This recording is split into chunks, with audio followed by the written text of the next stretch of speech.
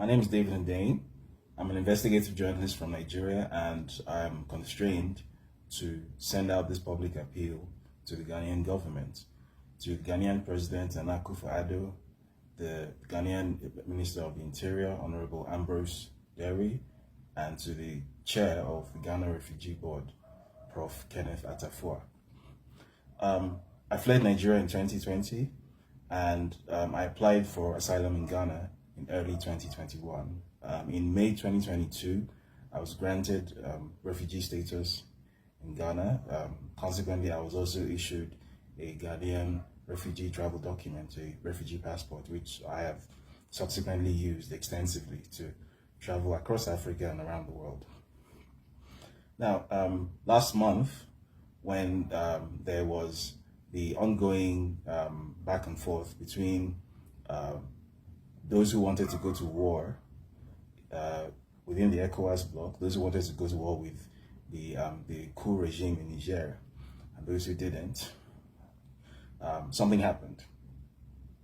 The Nigerian president, Bola Ahmed Tinubu, made a move to deploy Nigerian special forces illegally into Nigerian territory to enforce a no-fly zone, which is a euphemism for essentially staging a military attack, an unprovoked military attack against an independent sovereign nation and a friendly country to Nigeria. As was expected, most people in the Nigerian government, in the Nigerian military, and in the citizenry at large weren't at all on board with this. But Mr. Tinubu was clearly desperate to start this war with Niger, a war that nobody wanted. Subsequently, a secret document was leaked to me, a document which contained basically attack instructions and staging plans for this illegal invasion of Niger. And I knew that by putting this document out, I could potentially stop a catastrophic invasion, which would lead to an immense and unnecessary loss of West African life. So that's exactly what I did. Early August, I put out this document. And it had the desired effect. It did, in fact, stop the invasion. Subsequently, Mr. Tinubu then tried to seek permission from Nigeria's Senate to deploy the Nigerian military into Niger. The Senate knocked this back. And to all intents and purposes, the invasion essentially became a stillbirth, right? It didn't happen. Which, from the point of view of, I think, any right-thinking person in the ECOWAS sub-region, was definitely a good outcome, right? What definitely under no circumstances should have happened should have been a military invasion of Niger by Nigeria, leading to an outcome that no one would have been better off.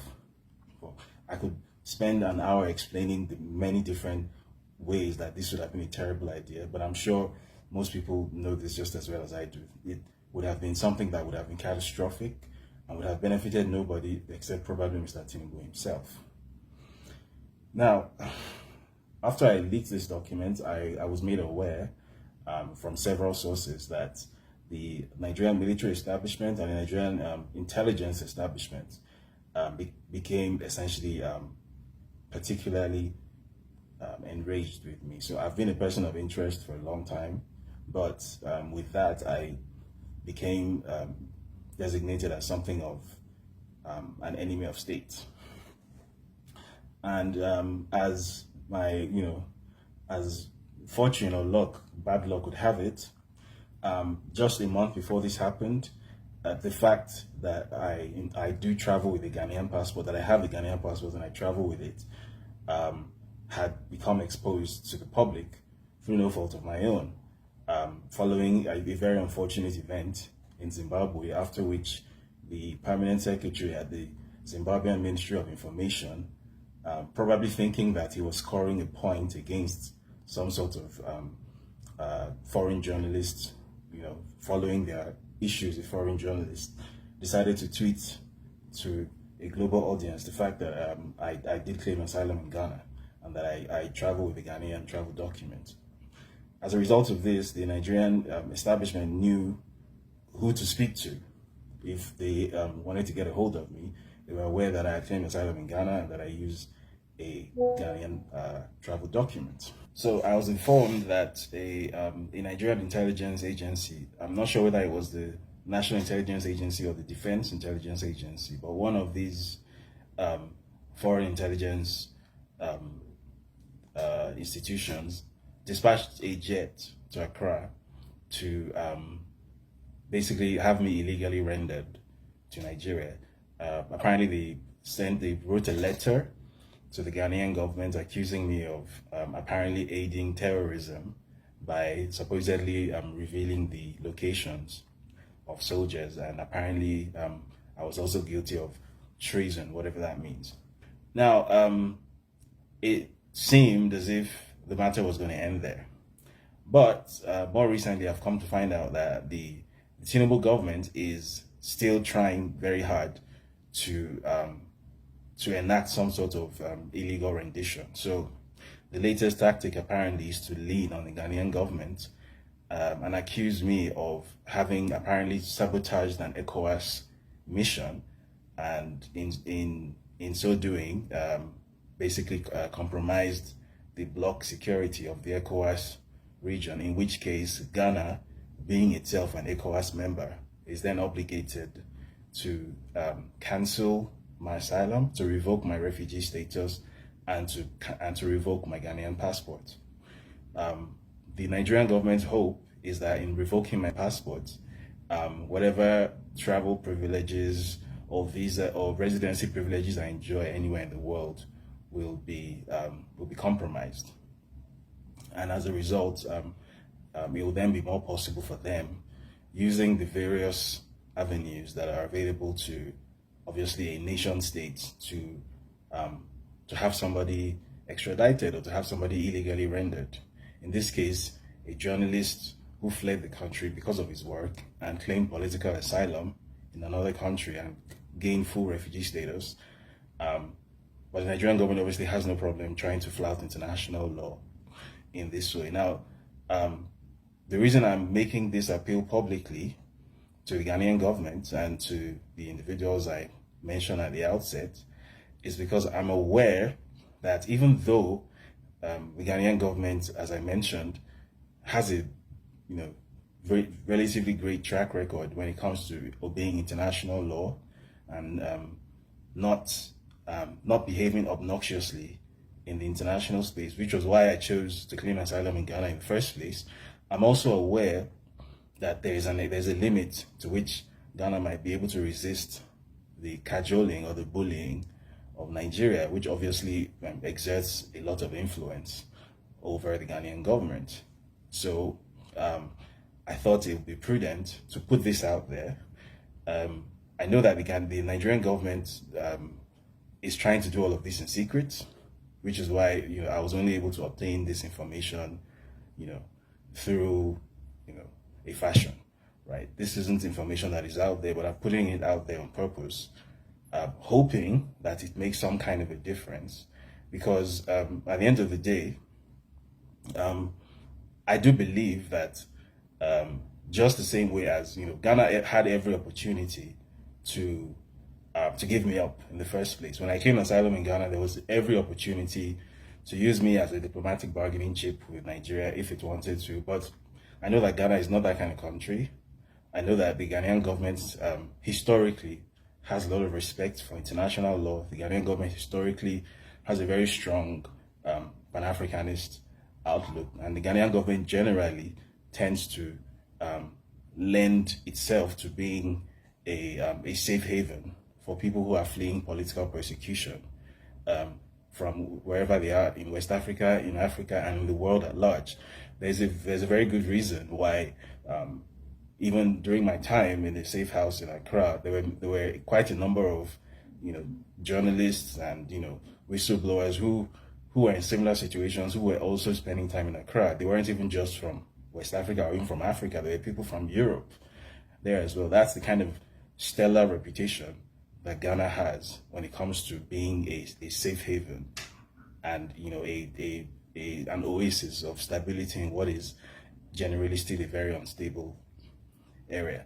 So I want to urge the Ghanaian president, President Nana Akufo-Addo, the Ghanaian Interior Minister, the chairman of the Ghana Refugee Board, the Ghanaian Immigration Services, all of whom are apparently being linked on by the Nigerian government, to consider not only obviously the fact that I have been obviously granted full refugee status in Ghana, and the Nigerian government is trying to make Ghana blood guilty, right? The Nigerian government is trying to get Ghana to break international law so as to find a way to have me return to Nigeria. And the entire purpose of having me return to Nigeria is to even a personal score, because the person who is apparently the president of Nigeria now, as I'm sure everyone is aware, has a personal bone to pick with me, because I am the journalist who is responsible for essentially destroying whatever false reputation he was trying to build in the international space. I am the journalist who revealed that Bola Ahmed Tinubu is a drug trafficker and is a certificate forger, both of which are about to have a significant impact on his continued stay in office. This is an attempt to settle a grudge, using a sovereign country, which is Ghana, as a sort of blunt force tool to get at one individual. This is the exact kind of behavior that the Nigerian state was renowned for during the 80s and the 90s under the military era. And at that time, some of these very people who are in power now, including the supposed president in power right now, did actually find some sort of refuge, safe refuge and haven in Ghana. Right? And I'm sure the Ghanaian intelligence agencies, the Ghanaian security services, the Ghanaian immigration services obviously have records of all of these. Ghana has a very a long and storied relationship with Nigeria in so many ways. Specifically when it comes to serving as a safe haven for people fleeing political persecution in Nigeria. Without the support and hospitality of Ghana and of the Ghanaian government, a lot of the work I've been able to accomplish over the past few years could never have been done. I might not even be alive. Right? The Ghanaian government has been nothing but honorable in its dealing. So I want to urge the Ghanaian president to resist the temptation to allow an illegitimate Nigerian president to push Ghana into breaking international law. I obviously don't need to mention that there's a law called the Law of Refoulement, which forbids the illegal repatriation of political refugees back to the country that they fled from, where they are going to face, persecution. It's very well known that if for whatever reason I were to be returned to Nigeria, I would not survive it. This is not a secret. So I'm putting this appeal out there publicly. I wasn't going to do this initially, but seeing as it doesn't look like there are that many options left, and the fact of my use of a Ghanaian passport and my permanent residency in Ghana is going to be used, or is the Nigerian government is trying to weaponize that, and Ghana, for all its best efforts, for all its best intentions, might not be able to resist the bullying of the Nigerian government. I'm constrained to put this message out in the public domain, at the very least for record purposes. So if anything were to happen to me, I hope it doesn't happen, but if something were to happen to me, everyone should know who is responsible for it and under what circumstances these things happened.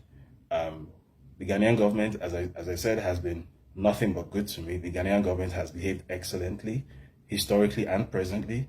I hope that continues. I hope it's able to resist the tactics of the Nigerian intelligence agencies, the NIA, the DIA, the DSS, which are parts of the erstwhile, the infamous NSO security organization, which used to carry out this exact sort of illegal international activity back in the 80s, because apparently that's the era that we've gone back to now. But in the event that the Ghanaian government isn't able to hold Nigeria off, and my Ghanaian passport is revoked, my Ghanaian permanent residency is revoked, I'm also appealing to international institutions that may be watching this to lean on, whoever can be leaned on to see that this reaches some sort of resolution. And in the event that there is no resolution and I end up becoming a journalist who ends up dead because I did my job, well, I want everyone to know who was responsible. So that's why I'm putting out this appeal. I hope the Ghanaian government does the right thing. I have faith in them. They've always done the right thing more often than not.